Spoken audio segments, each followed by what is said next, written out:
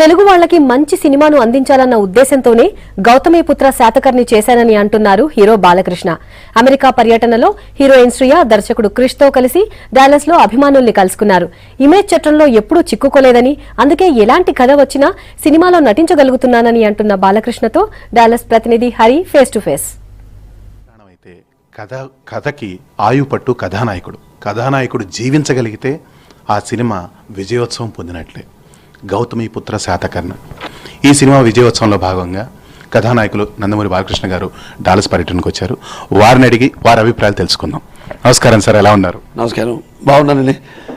So cinema Gautamiputra Satakarna విజయం గురించి, విజయోత్సాహాల గురించి నేనేం అడగట్లేదు, ఎందుకంటే అది అంతా చూస్తూనే ఉన్నాము.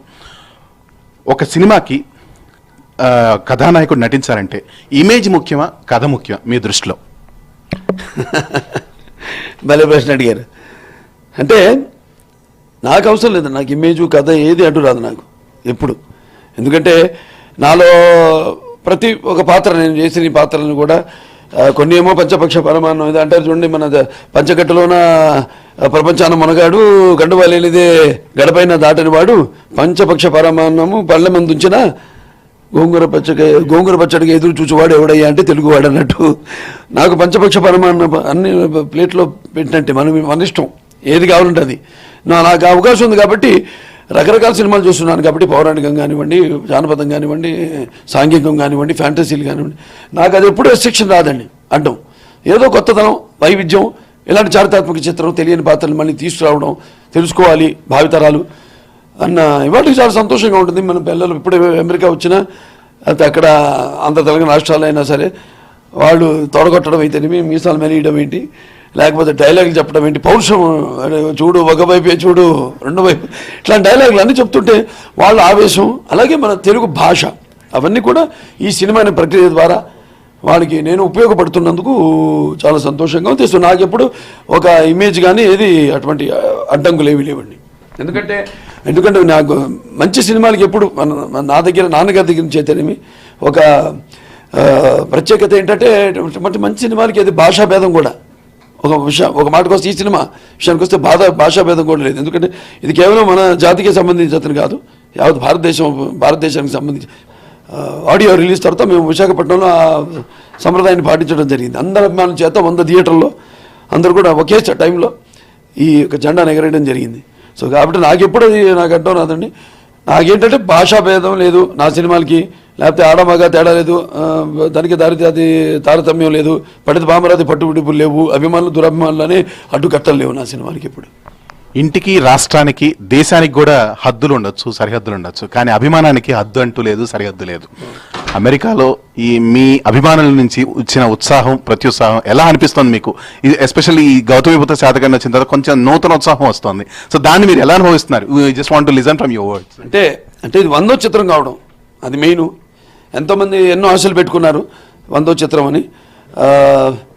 అటువంటిది ఈ చిత్రం కావడం నా 100వ చిత్రం. ఎన్నో కథలు విన్నాను, కొన్ని నచ్చలేదు, కొన్ని స్థాయికి ఉన్నాయనిపించలేదు.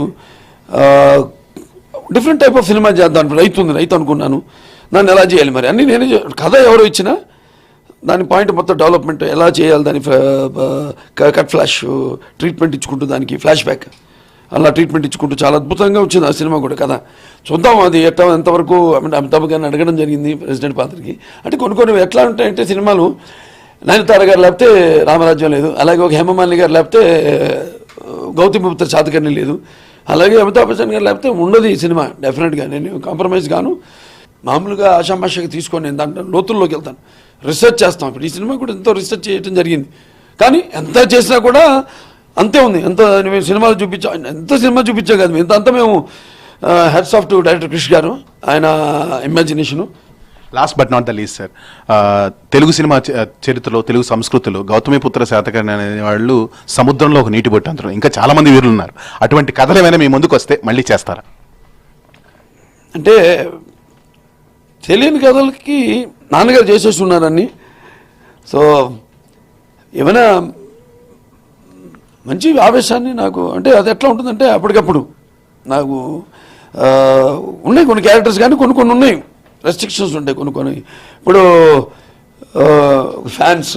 ఫ్యాన్సే కాదు, ప్రజలు కూడా ఒక మగాడు చేశాను, దాంట్లో ఆ మీసం పైకి ఉంటుంది, వాడు రై మీసం దింపరా అంటాడు, దింపాం సినిమాలో, ఒప్పుకోలే మా వాళ్ళు.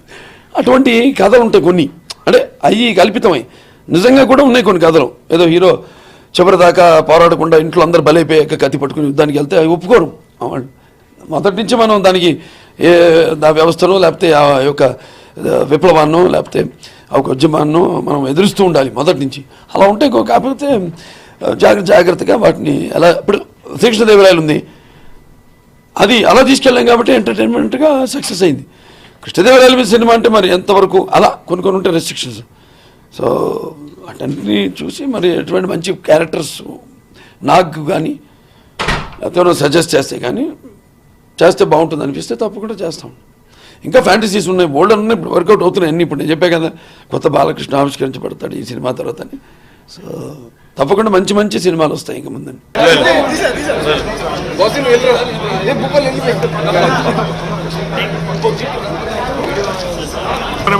ఫోటో బాబా, ఫోటో బాబు సెల్ఫీ అన్నా నేను చేస్తున్నా.